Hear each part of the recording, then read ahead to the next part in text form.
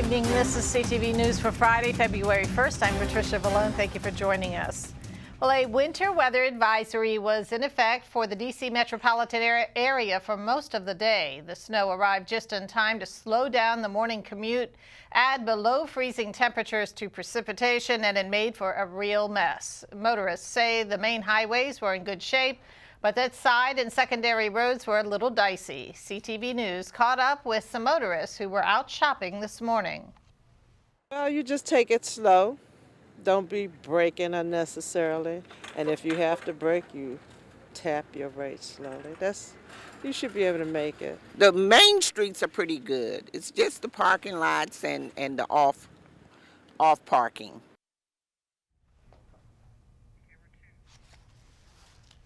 Meantime, the snow and the slick roads caused officials at the Prince George's School District to cancel classes early for their 130,000 students. Now, after-school activities were also called off. Denise Douglas has more from an elementary school in Largo. We are here at Lake Arbor Elementary School, one of many schools across the county being let out early because of the weather. As the snow continued to fall, parents like LeVar Swan rushed to pick up their children at Lake Arbor Elementary School. My youngest son. And is it a hassle to have to come out? Especially when the person works overnight, yes. What was supposed to be a dusting quickly accumulated, causing the Prince George's County School District to cancel classes 2 hours early and make other schedule changes to the day. I mean, I said earlier that they should have been out, because when I first came out, I seen, all the snow on the ground. I said it's gonna be horrendous. It's kind of slick, so I mean, it's the best thing to do. I mean, sit around and let it get worse than to get stuck out here. So. On the roads, drivers tried to carefully navigate the slush and slick spots. Paulette Jones with the county's Department of Public Works and Transportation says crews are out treating the streets. We have treated our primary and our secondary roadways. We will be into our residential roadways as soon as we have completed our primary and major collector roads. I would just say, please just use caution, because although the pavement may just appear to be clear of snow, there may still be some slick spots out there. So just and workers will be putting in extra hours to take care of overnight freezing. But the good news is that snow is expected to give way to sunshine over the next few days.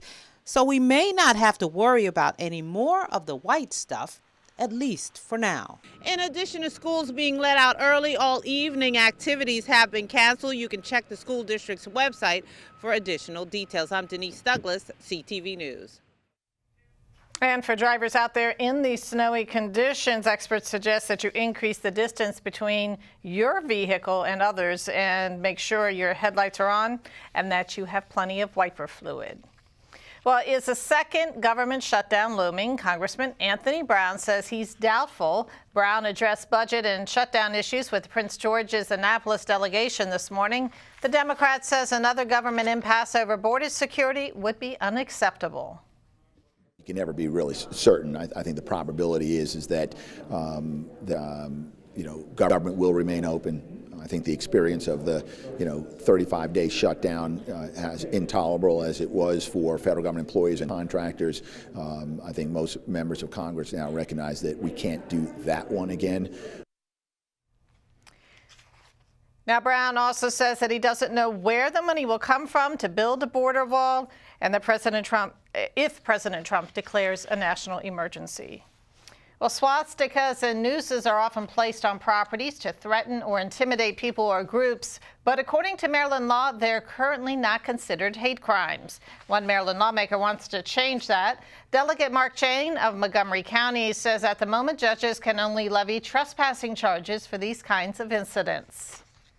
Currently in the hate crime statute that we have Article 10, it doesn't specifically say anything about hate symbols and as with individuals coming on properties and hanging hate symbols. So what this does specifically, it specifically outlines in statute that hanging a noose or putting a swastika on a property without permission will be considered hate crime.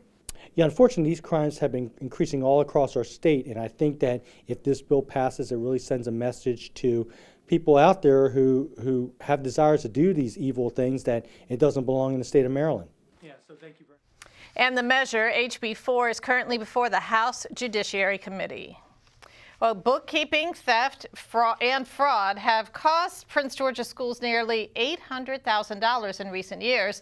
That's according to a Fox News report. Now the school district plans to forward all allegations of fraud to prosecutors. Schools Chief Dr. Monica Goldson today is asking that all cases dating back to 2015 be referred to the state's attorney's office. In many past cases, the district reportedly sought restitution only.